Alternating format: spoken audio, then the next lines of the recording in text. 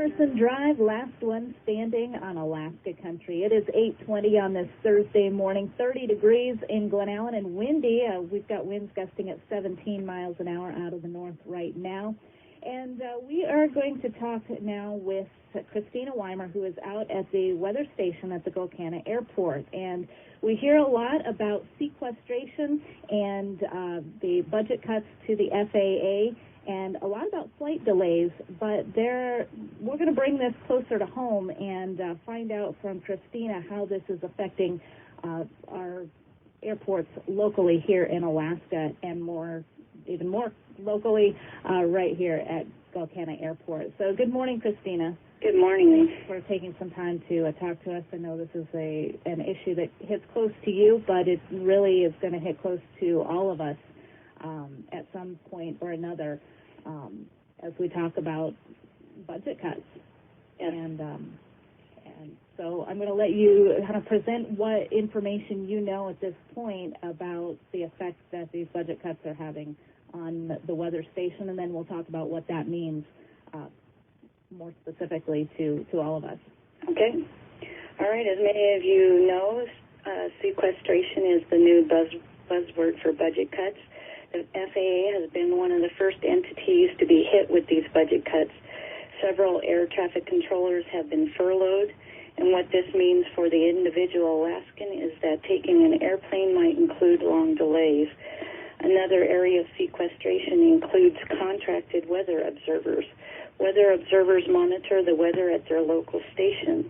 This crucial information is used to assist pilots and medical personnel in regards to flying.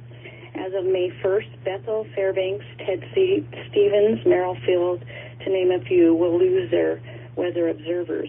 In addition to this, in early 2014, the rest of the weather observation sites across Alaska are scheduled to be closed and phased out.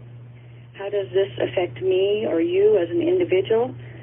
There are two ways this can affect you. First, if you're a pilot, you know the importance of knowing what the weather is doing. Alaska is a large state, and there are operating systems, which we call ASOS machines, which stands for Automated Surface Operation Systems. They're in place to give a small picture, a very small picture. This machine points a beam straight up and straight out. As a weather observer, this gives a very inaccurate reading of the weather. For instance, the weather may say that the skies are overcast at 200 feet and visibility is less than a quarter mile, when in reality the conditions are much higher. Well, how does this affect you? Well, let's say that you have had a heart attack and you need to be life flighted. If we went with the scenario above, a life flight craft would not be able to land. You may lose your life because a machine could only read the weather straight up and straight out. Another scenario that I experienced, a pilot called me during hunting season near Mount Sanford on an extremely windy day.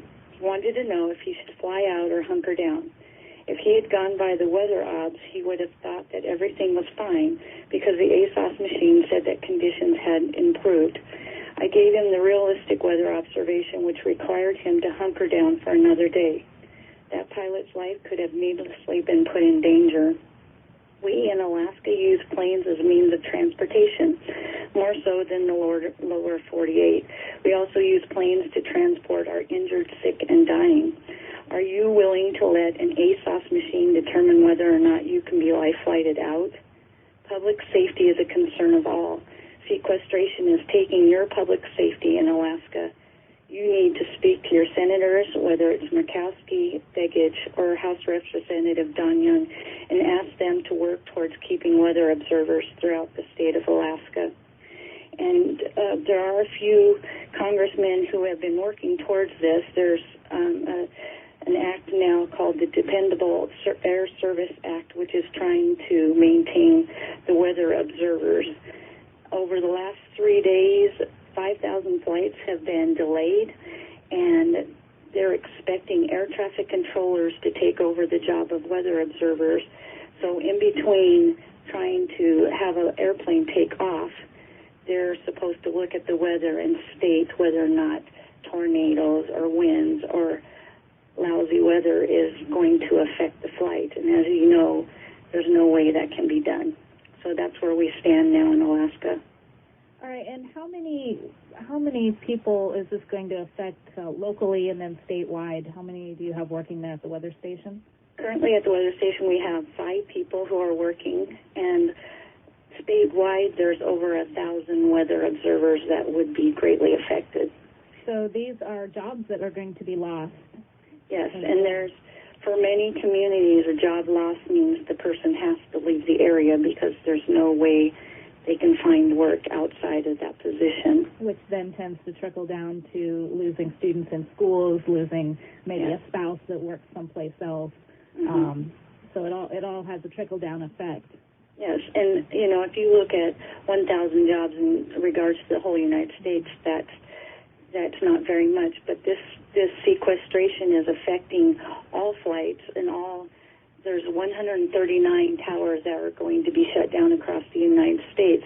So let's say you have relatives in Kansas and you want to go visit them, and your plane's coming in and they don't have a weather observer. You may not know that a tornado is heading your way, and they just have to go by the ASOS machine, which does not detect the tornado until it's right on top of them.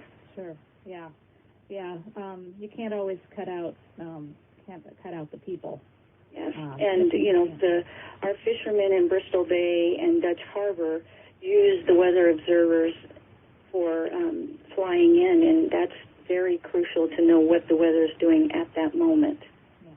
And I know you mentioned it, but I want to just stress again, medevacs, life flights depend on this as well, and we have a lot of those going out of Golcana Airport, and it's crucial for them to know whether it's safe to fly in, and then, of course, to take the patient and fly out to Anchorage.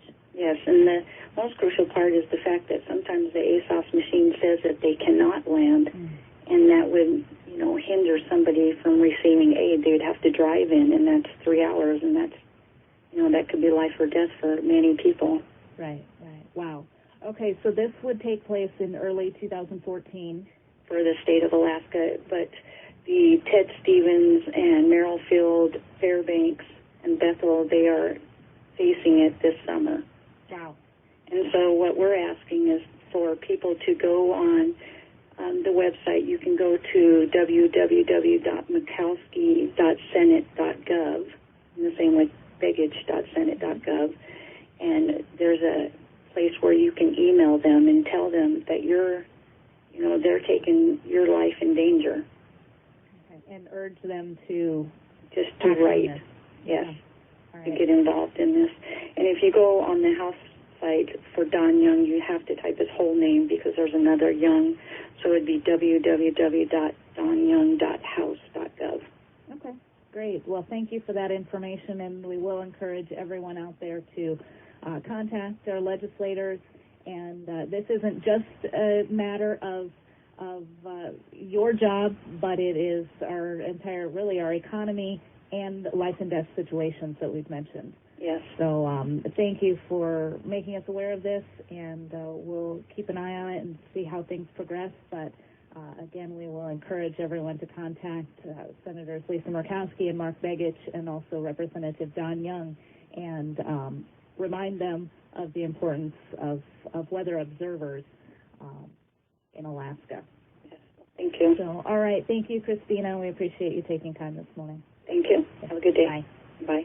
That's Christina Weimer from the Golcana Weather Station at Golcana Airport, reminding us that it's not just a matter of looking at the weather and telling us what it is, but how important that is to our pilots, to those flying for any reason, and many times it is life and death situations. So please keep that in mind, and just take a few minutes today to contact, whether it's emailing, writing a letter, or calling our legislators, and you can get that information online, or you can give a call to the Glen Allen LIO, and they can help you out with contacting them as well.